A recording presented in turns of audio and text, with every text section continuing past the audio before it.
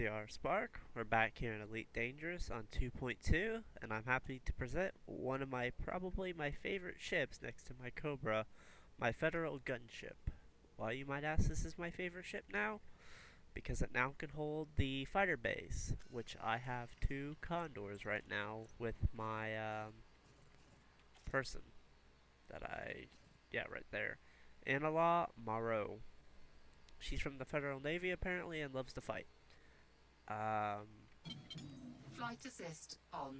Apparently, I can't read the info because I'm doing something wrong. So yeah, but yeah, the reason why I like the Federal Gunship is because it just packs such a punch compared to the other Federal ships and a lot of the other medium ships. Maybe next to the Python, this ship can carry quite a big arsenal, and I will show you. Your guys' arsenal may be different than mine, but that is okay.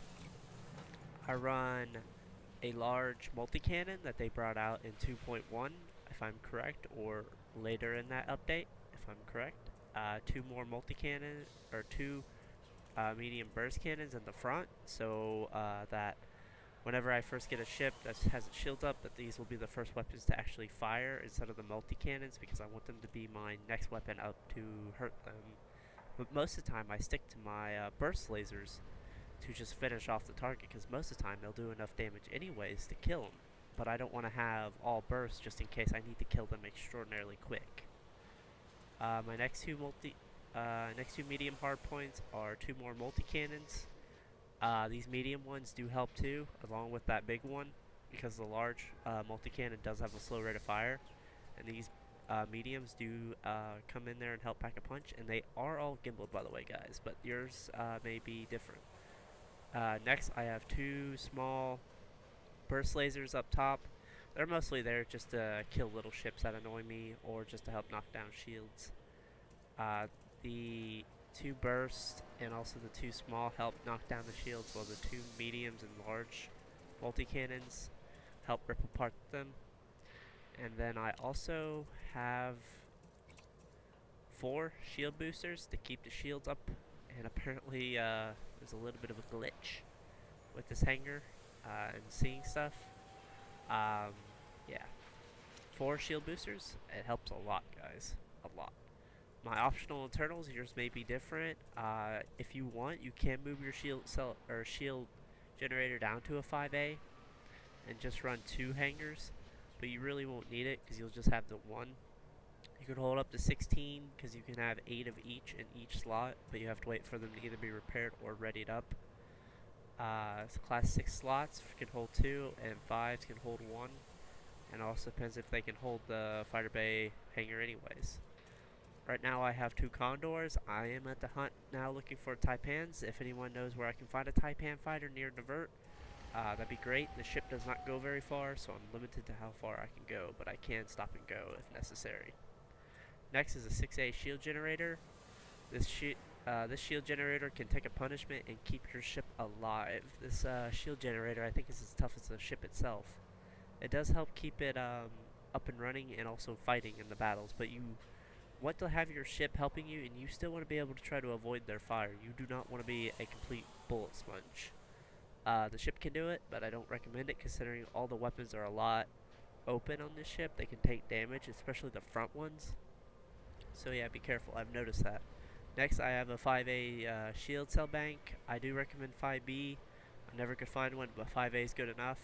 It will roast your ship a little bit, but not too bad. The ship is big and can disperse a lot of that heat, which is nice. And also, I'm running 2 hull reinforced packages for my last 2 slots that I really don't have anything for. If you want, you can add an SRV just to go down to bases and do your missions if you want in this, if you're so inclined. I like the fact that the ship can have the ability of both, but that's what I also like about some of the other ships too, is that they can hold the fighter base and also SRVs. So yeah. As far as core internals, with this ship, I do have an upgraded frameshift drive to help jump more because it was such a struggle to get it anywhere. And I also have an upgraded power plant just because all of these modules can take up a lot of power.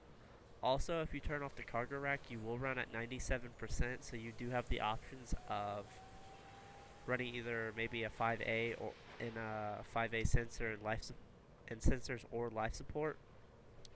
But it's up to you. Right now I'm running 5Es because to take less power just in case something gets overclocked from being hurt, which I doubt will happen, but you never know. Um, yeah, also the 7A power distributor just makes this ship just be able to keep firing and firing and firing all day long. And it lets you punish ships, especially the ships your size and even some bigger, and especially the small ones. You can eradicate a small ship in like 5 seconds. Maybe exaggerating there, guys. I also am running a military grade composite. This military grade composite took me a whole week to find. These things are very rare to find for some reason, and I don't know why. I literally had to go all the way across the other side of the galaxy in this thing just to get this. It was an extraordinarily pain in the butt. I literally had to travel like 264-ton tanks of fuel to this and just drive it out there. But yeah, it was a lot worth it in the run. This also helps just soak up the damage and block the damage. It does do a little bit bad against kinetic, but that should be fine. Thermal resistance none. 40. Actually, it helps against kinetic. Like it makes kinetics not as effective. I think I could be wrong. I don't know really how these military grade composites and hull reinforcements quite work exactly. I kind of just see them as an HP buffer in the long run. But yeah, you guys might be able to clarify me on that a little bit more. I don't mind being wrong here a little bit. It's all part of the game. I just know it helps the hull, and that's all that matters. I want to stick to the military grade because it just doesn't evenly across the board buff and not lack in one thing to the other.